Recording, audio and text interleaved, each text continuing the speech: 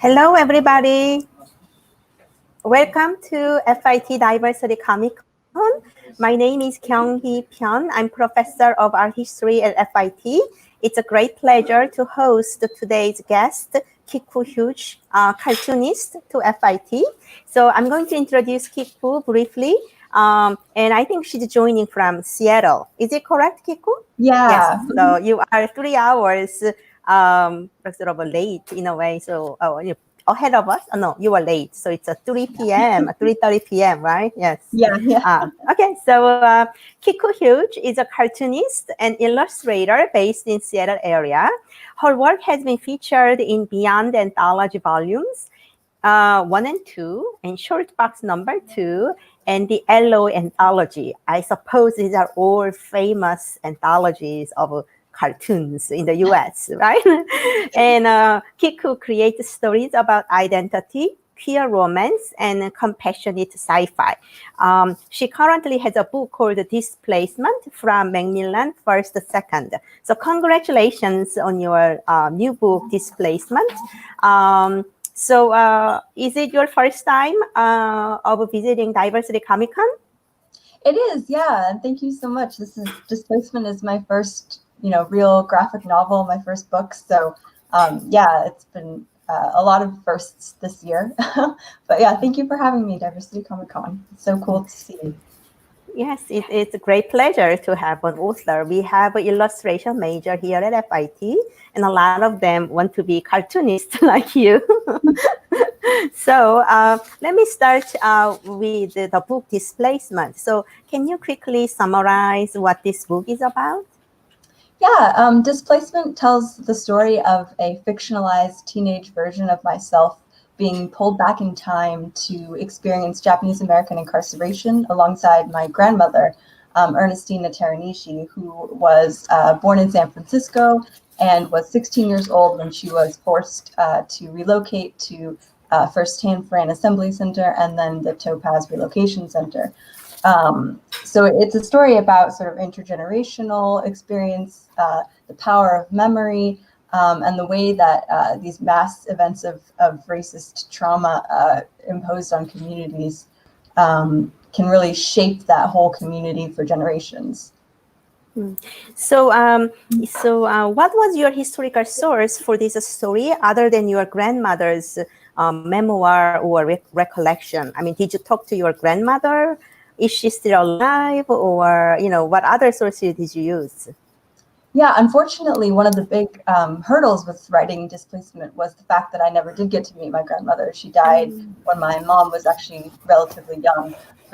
And so there were a lot of stories that I just knew that I would never have full access to, particularly my grandmother's very personal stories, which is sort of why I used a time travel element, putting my character, a modern day character, and pulling her back in time, which sort of establishes this distance between, my grandmother's actual life and what I can know about it.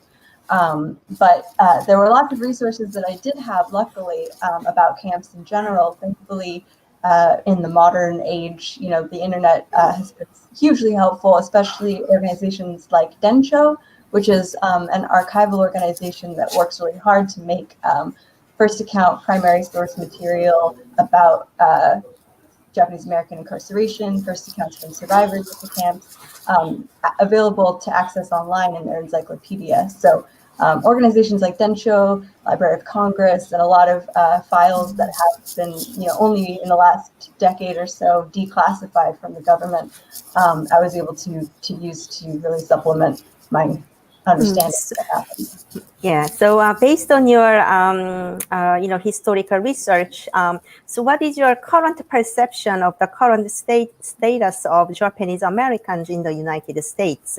Are they a recognizable community, or do they get enough credits for their, I guess, suffering and contributions to the United States? So what's your reflections on that? Yeah, it's interesting. Like any ethnic group in the world or in this country, there's huge variation about how people reacted to camp, how people still have the memory of camp, and of course there's Japanese Americans alive now who immigrated to the US after camp. So there's a huge variance, I think, in the community, which could make it seem almost like the Japanese American community is not as cohesive as some others, just because of the vast difference in experiences. But I think part of what motivated me to start writing Displacement was the 2016 election, was the sort of racist vitriol that we've seen in the last 4 years, especially.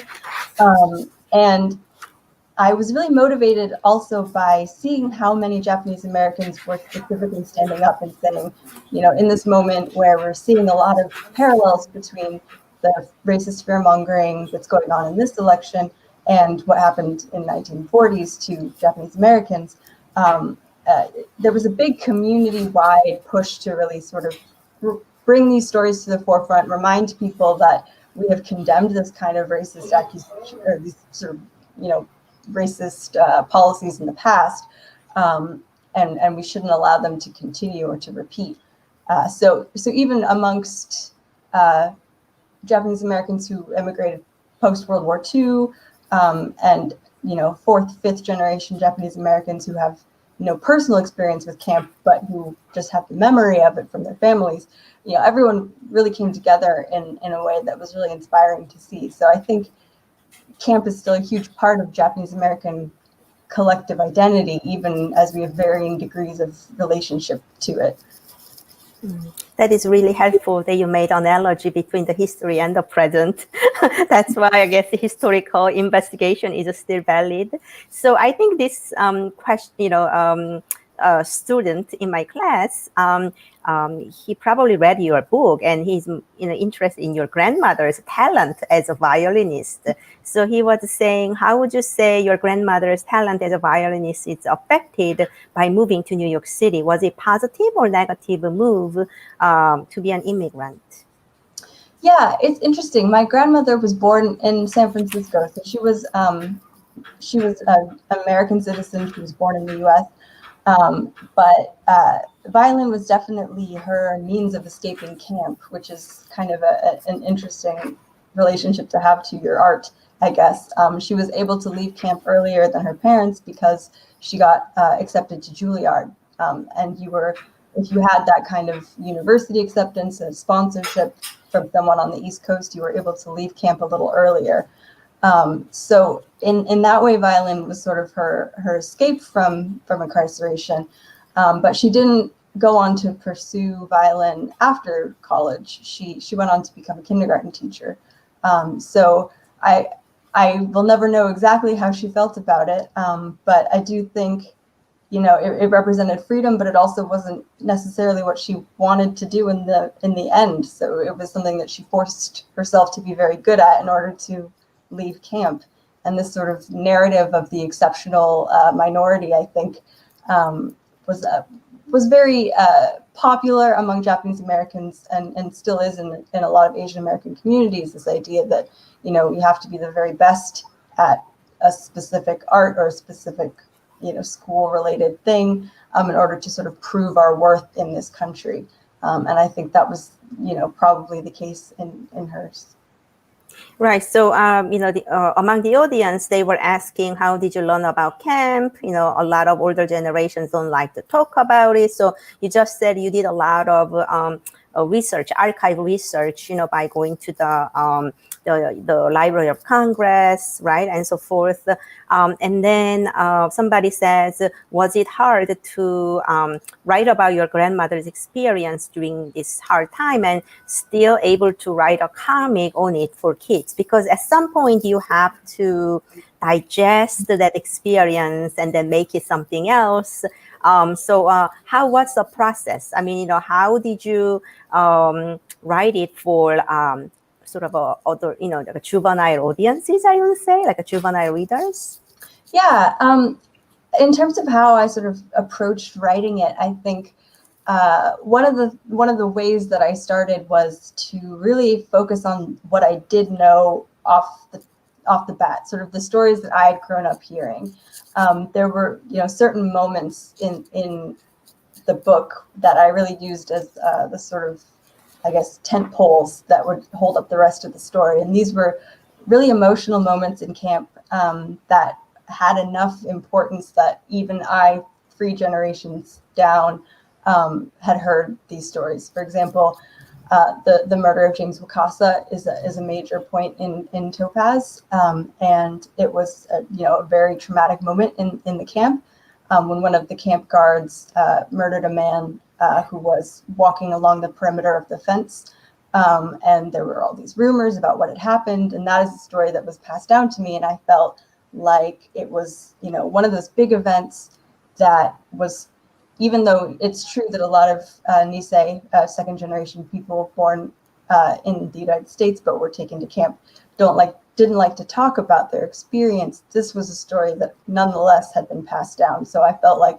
that meant it was, a really important standout moment that was still shaping our community. And so those kinds of moments were ones that I started with, and really felt vital to include because they were still so much a part of our consciousness as a community. So yeah, hopefully that answers the question.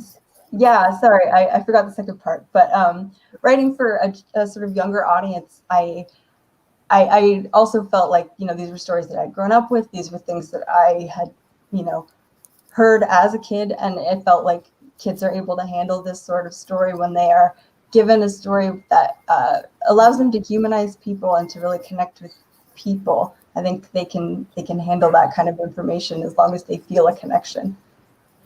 Now I'd like to talk a little bit about your illustrations, because cartoons, it comes with illustration.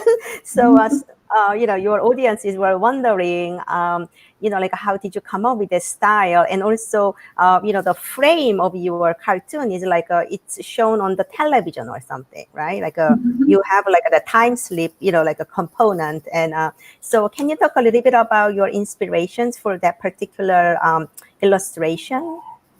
Yeah, I've been doing comics, much shorter comics for a while. So a lot of it came from sort of experimentation over time about what I liked in terms of how I liked comics to look. In terms of the frame, I have a borderless frame a lot of times because for me, I don't know, it makes it feel softer, which I kind of like, feel less restrained, and it helps me sort of play more with the paneling, just personally. But yeah, the style, I think huge influences would definitely be artists like Jen Wang, who did the Prince and the Dressmaker, for instance, and Jillian Tamaki is another huge one. Who did like This One Summer. These are graphic novels that I highly recommend if you haven't read. Beautiful illustrations and ones that really focused on like expressions and sort of quiet moments that really allow the artwork to tell stories without words, I guess.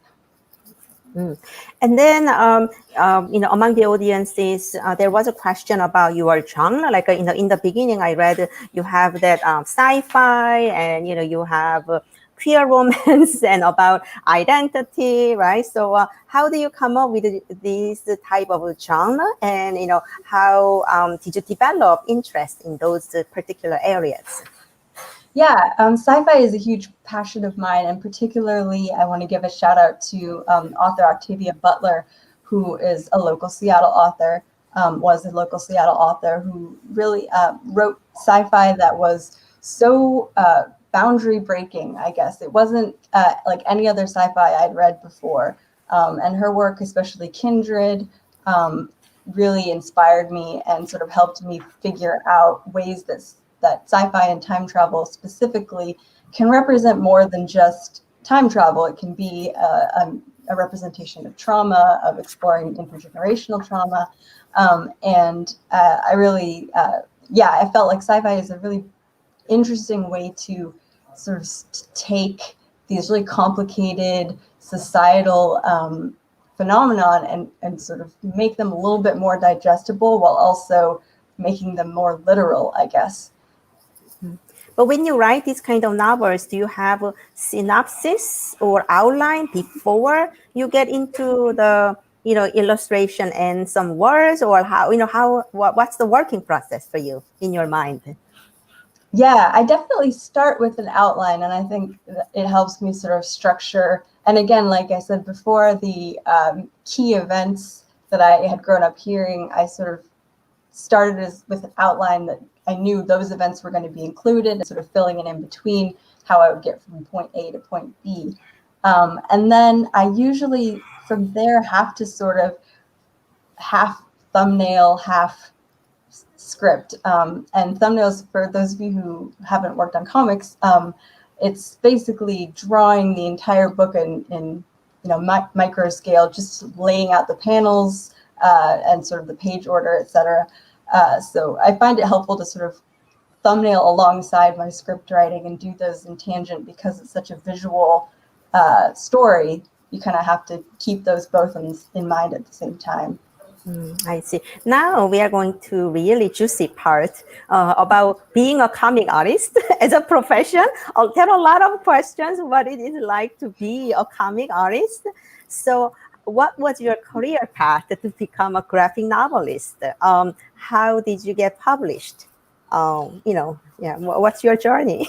Yeah, I am definitely, I don't think I'm the perfect example of how a career should go, but I was an English major in college, and I didn't really know what I wanted to do. So out of college, I just got a sort of a regular day job, and I got interested in comics because of webcomics that I had seen, actually. Specifically, there's O Human Star by Blue Delaquanti, and F-Skin by Spey, Our Monster. And these sorts of comics really showed me that a lot of online comics were where people with like marginalized voices were really allowing their art to be seen and to be produced in a way that was at least somewhat profitable. I saw people doing Kickstarters and people having Patreons and things like that. And they were able to tell the stories that meant a lot to them, and that were able to sort of uplift these marginalized creators in a way that I hadn't seen necessarily in other industries. So that's what really got me interested in comics at first. And from there, I started making mini comics and going to cons and sort of trying to sell, short comics that were only about 10 to 12 pages. And then just that sort of went on from there, I guess. I definitely think cons are a huge help in sort of building that audience and allowing you to make those connections. So it's definitely a shame that I don't know what the future of cons like that is going to be right now. But yeah, just sort of starting to make comics for your own, I guess, enjoyment, and then allowing that to sort of build, I guess. I see. So how was your work affected by the pandemic? Any changes, or is it actually better time for you to be home and work harder instead of not that? It's definitely been weird. I finished the book late last year, I think. So I wasn't working on it specifically during the pandemic, but the entirety of the publicity part has been digital and in the pandemic. So it's definitely been very strange and kind of sad not being able to be out there and actually meet people and talk about the book in person. But I don't think I have had any kind of creative burst because of the pandemic. It's been a lot of stress mostly. Mm-hmm. So I wouldn't consider it a time that's great for creativity, but yeah, that's all. I wish I had something more positive to say. Well, maybe pandemic can be another topic for your next comic book. You're a sci-fi writer, right? Yeah, it's a little too close to home at this point, but. But and then people are asking about other comic artists that influenced you or you enjoy reading about, and people were talking about a few names, and then one audience said Persepolis. Do you know the Persepolis, the comic book? Yes. Somebody said that it occurred to her that particular graphic novel is somewhat comparable to your, like a current comic book. Displacement. So, what's your, thoughts on that? That is a huge honor. I don't know if it's true, but thank you very much. Persepolis is a gorgeous graphic novel. And it definitely, even without me realizing, I think it was one of the first graphic novels I was aware of. I think that's true for a lot of people because it became so mainstream. They made a beautiful animated film about it. It and Mouse, for example, are two really hard-hitting early graphic novels that introduce people to the seriousness of the genre as an actual legitimate literature form. And even though that's still a conversation that we seem to be having all the time, whether comics are real books, I think, books like Persepolis really made the mainstream wake up to comics in general. Yeah. I see. So people are again wondering how lucrative it is to be a comic artist. Like, one person wrote that, I will read it, like, how do you make money off art? That's a little blunt. Tell me a little bit more about how do you manage, your career to be a full-time comic artist. What else do you do? Or, do you have sort of a rent job? I mean, it's very common for New York artists. They usually have a rent job and they also have their professional career. So can you tell us a little bit more about your personal side? Yeah, I definitely did. I started writing Displacement while I was still working at my day job, which was hugely helpful for allowing me to save up enough to take some time to focus just on the book. And so, yeah, I'm, it's a pandemic now. There's a lot of things up in the air. So I'm thinking about that as a lot lately, about whether I need to go back to a day job as well. It's definitely not like a money-making career. I will say that. It's not something that you should be in for the money because that's not what it's there for. But I think on the positive side, I think a lot of people, again, are more interested in graphic novels now than they have been ever before. It's a more legitimate, it's becoming a more legitimate form of literature. It always has been a legitimate form of literature, but people are aware that it is now. So there's all sorts of promising things about comics becoming more mainstream, and publishing houses are investing more in comics now, I think, than they ever have before. So while it's definitely not like a lucrative job, I think there's hope for it to become more so. And on the other hand, it's also like you get to do what you love, right? That's good. But for your day job, are you in creative industry or it's not related at all to your career? It's no, yeah, my day job was, it was just like a tech, base level tech job. It was not creative very much at all, which I appreciated actually, because it was sort of just a way to, I don't know, reset my brain, I guess. But for this Displacement, how did you get hold of MacMillan, like the company? Because did you work with an agent, or did you approach to a publisher yourself, or what was the process? Yeah, I actually didn't work with an agent for this one because I was still very new. It was my first graphic novel, so I didn't really know what I was doing. But I was able to reach out because of, again, people that I'd met at conventions who were able to direct me to the people that I could send my pitch to, which I was really grateful for. They were able to sort of listen and I guess accept that pitch. So yeah, again, through conventions and through just sort of having art out for people to see, I guess publishers sort of use those as opportunities to keep an eye on artists that they want to work with in the future. So I had those emails sort of in my back pocket for when I needed, or when I had an idea. But in book industry, usually editors make suggestions or recommendations too. But in this case, Displacement, did you sort of accept, or like reflected some suggestions, or is it or is it as is in the original condition? Or, what's the process back and forth? Yeah, definitely. this it's my only book, so I don't have a lot to compare it to. But they, my editors, Callista Brill and Whit Taylor, were great. They really gave me a lot of creative freedom. I think because the story is so personal. I think they had a lot of trust in me to tell it authentically to my experience, my family's experience. So they were really great with helping me pare down certain parts and make sure that it was clear, and make sure the story was clear. But in terms of the content, there was a lot of creative freedom, and I really appreciated that. Yeah. I see. Also, there is a question about your short comics of 10 to 12 pages, and they are wondering, how did you sell or, publish those short comics?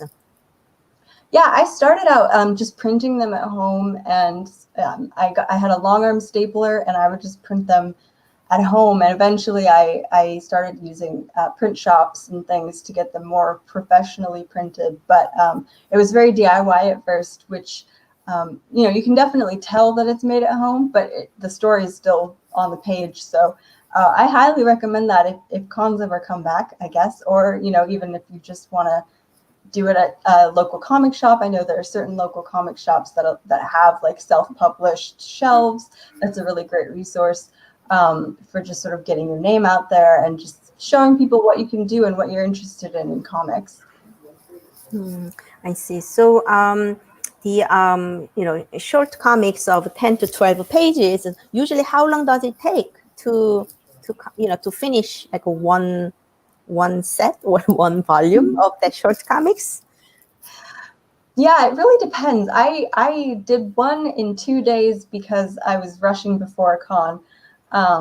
So it's gone in huge variance because it depends on how much pressure I have and how inspired I am. So definitely anywhere from a couple days to, a month if I'm really dragging my feet or have day job stuff to do. But yeah, comics take a long time, and they take longer than you think. When I first started Displacement, I didn't really realize how long it would take. It is about 275 pages, and it took like 2 years all in all. So they definitely are not a quick turnaround to comics. And people are wondering whether there are a lot of unpublished novels or unpublished graphic novels at home. Do you have several? No. I certainly would love to do more, but I don't have a lot of pages extra. It takes a long time to draw comics, as I say. So if I had just like a bunch of pages lying around, that would be great, but unfortunately no. Maybe that question could have come from a publisher. Who knows, right? I see anonymous questions as it comes in. I wonder maybe there is a publisher out there, right? Yeah, if it's a publisher, then sure, I have plenty lying around. So it seems that you are going to quite a few Comic Cons. Just to get, have some network experience or, get recognized or, make acquaintances. So on average, how many Comic Cons do you go a year? Back when there was no pandemic, I would try to always go to Emerald City Comic Con, our local Seattle Comic Con, which is a great con that really actually has done a really good job of focusing on indie creators and putting indie creators in good artist alley spaces and sort of creating a nice space for them. So I really appreciated that one. And there's also Vancouver Comics Fest, VanCaf, which is a free event in Vancouver, Canada, that is really great about focusing on indie comics creators, on small press, and I really loved that one. So those two were the main ones. I never actually traveled to a con, so I was really lucky to live in an area that had some great local cons. But it seems like publishers are traveling, right? Like they are coming Yeah. to a lot of different Comic Cons to meet like indie artists like you and others, right? So Yeah, we have to really emphasize to students or our audiences listening to our interview that they should attend more Comic Cons, right? Like a FIT Diversity Comic Con, for example, it is always held middle of October. This is our already, is it third time? I think. Anyhow, I mean, Ramon will catch up. Ramon is the organizer. Ramon Jill is the organizer of Diversity Comic Con at FIT. So this is our third. So I am very proud to be part of FIT that we hold this event. It used to be really fun. A lot of people showed up in their costume, like superhero costume, in the middle of the semester, and then we go to this big hall. And then we gather together, and then we sometimes see, oh, you are the Wonder Woman. That was really fun. Yeah, it's yeah. a I'm fun really hoping experience. I'm really hoping that you come back after this in a safe way, because it definitely is a huge opportunity for publishers to see, talent that may not have the kind of recognition that, big major companies give people. Yeah. Right, and also in New York City, there are a lot of publishers as well. We have a huge publishing industry, and then Brooklyn or Manhattan, or even in Queens, we have a lot of indie comic book stores as well. So you should tour, New York comic Yeah, I would love to someday. And then my other, so there is another question. It's a little sensitive, but they say, what brutally honest advice can you give an aspiring graphic novelist to be? Brutally honest. Well, I think, yeah, there's definitely going to be times when it feels like this is all terrible and everything that you've been working on up until this point has just been garbage. And I felt that plenty of times and still continue to plenty of times. And I think the only way to get through that is to just push on through and just ignore it. It feels that bad. Maybe you need to take a break, but I don't think there's a cure for that particular feeling. I think it is just something that you're going to have to work around for the rest of your career, unfortunately. But just know that every other artist pretty much that you admire has also felt that way. So. Right. But do you have a small group of supporters or listeners? Do you have like a small group of people that you talk to and they give you advice or, some suggestions or, oh, Kiku, you are going to a wrong way. Do you have those kind of people? Definitely. Yeah. I have plenty of friends who I've bounced ideas off of and who helped me sort of focus up and figure out what direction I'm supposed to be going.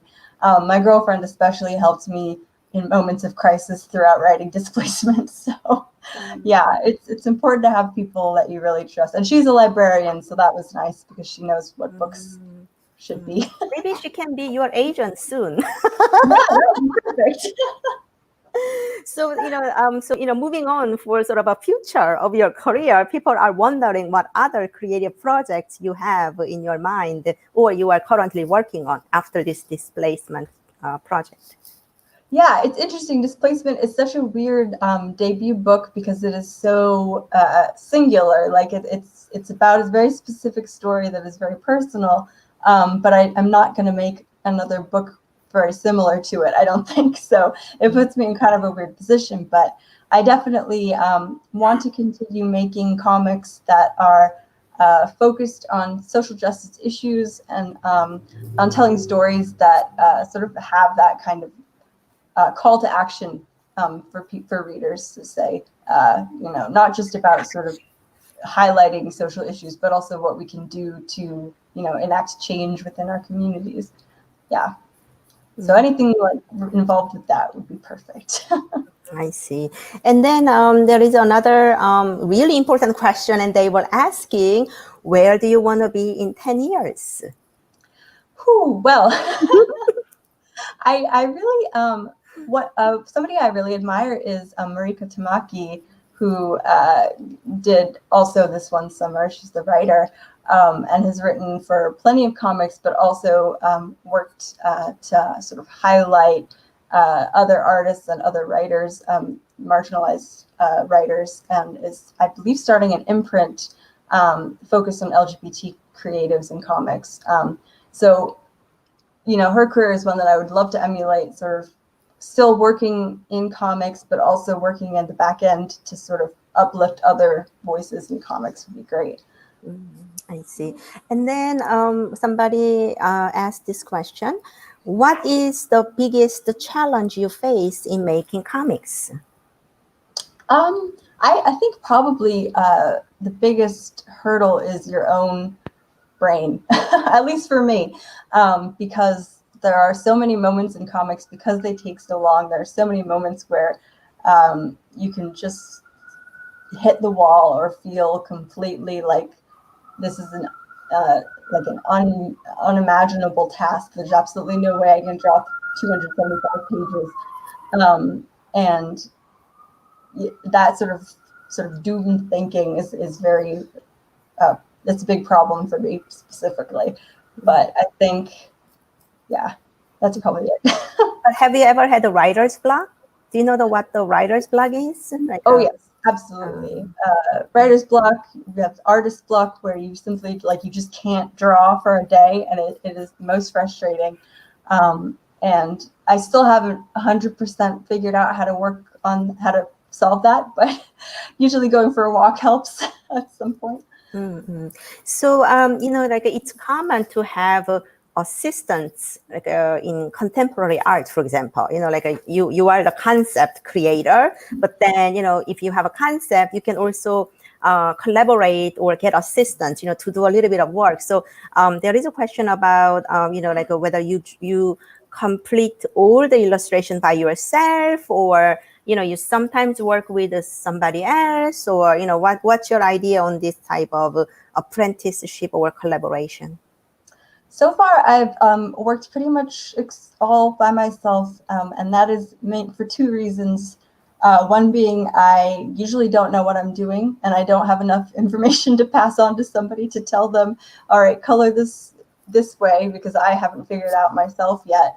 And I think I also, I'm a little bit, not necessarily a control freak, but I definitely have a specific way that I do things that I don't necessarily know if other people, I guess, I don't think my system is the most efficient, and I think people would judge me if they saw how I did things. Mm-hmm.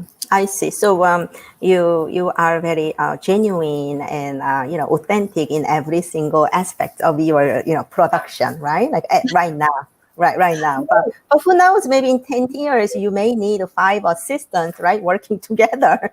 I would love that. If I could, I think the problem is me. I don't have enough of a good director head, like, to be able to direct people in that way. I see the point. Yes, but people think that you are a great networker. Like, you know, you landed on a book deal, right? Like you also published short comics. So, do you have any tips or advice on networking? Like, You how know, do you approach them? Like, what do you say? You know, when you meet somebody. I think, honestly, I think that the best way to network, quote unquote, is to be very passionate about what you're doing and to really get excited about comics, or even if it's fan art. I know there are some editors that are really interested. Like, my editor really liked Pacific Rim, and I loved Pacific Rim, so I drew Pacific Rim art, and that's, I think, how she first found out about me. And I think that sort of passion about whatever you're doing, this excitement and this, like, enthusiasm, is what people are really drawn to. It's not really networking, but it's, you know, connecting with people about things that you're both excited about. And I think when you're very genuine about that, I think that goes a long way, much more so than, you know, sort of trying to start a conversation with the end goal of creating a business opportunity. I think, especially in creative industries, hopefully everyone involved is passionate about what they're doing and excited about that. but I can imagine your enthusiasm travels well. Already I'm very drawn to you. You are passionate about your career, and I can imagine you will make it. Like maybe two, three more books. In the next few years, and it seems like you have a creative mind. And but people are still wondering more on this relationship with people in the industry, like comic cons and comic world. It seems like you have a tight knit group of people. So what is the role of the having relationship?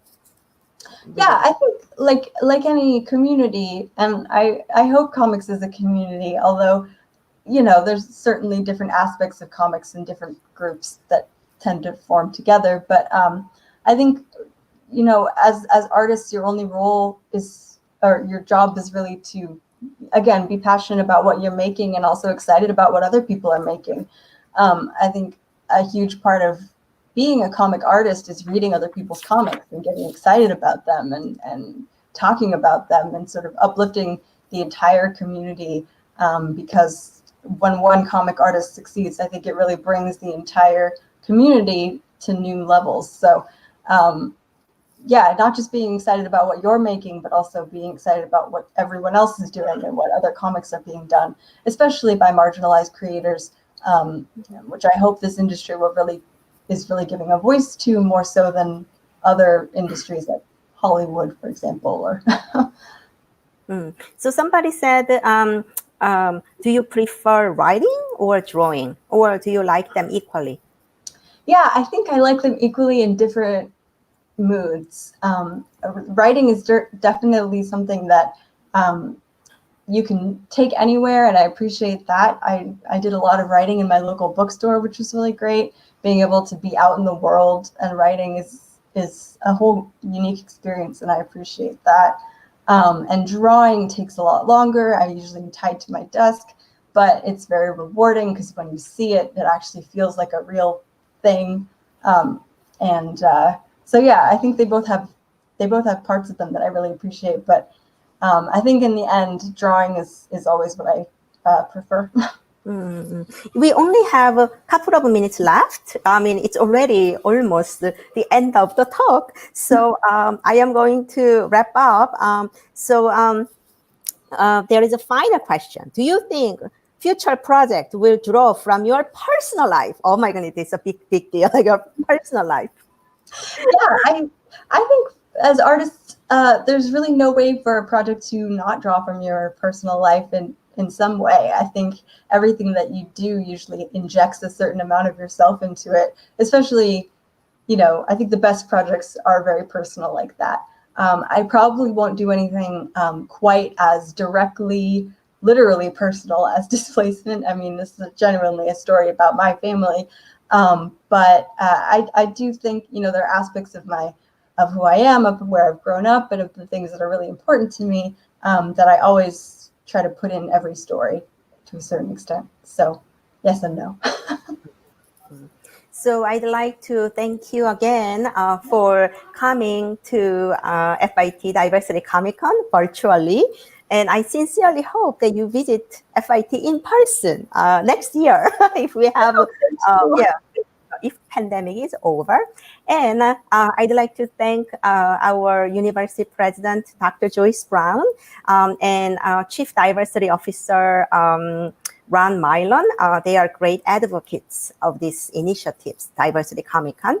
And we also should thank Ramon Jill, who created this huge event every single year for 3 years in a row.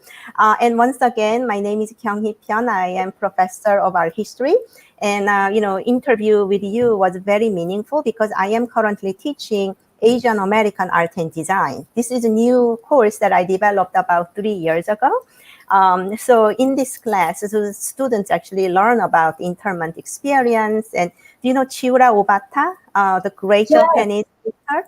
So we talk about Chiura Obata's internment experience. And there are, many other talented artists. They even had an exhibition or art school within the internment camp. Yes. It's an amazing organization.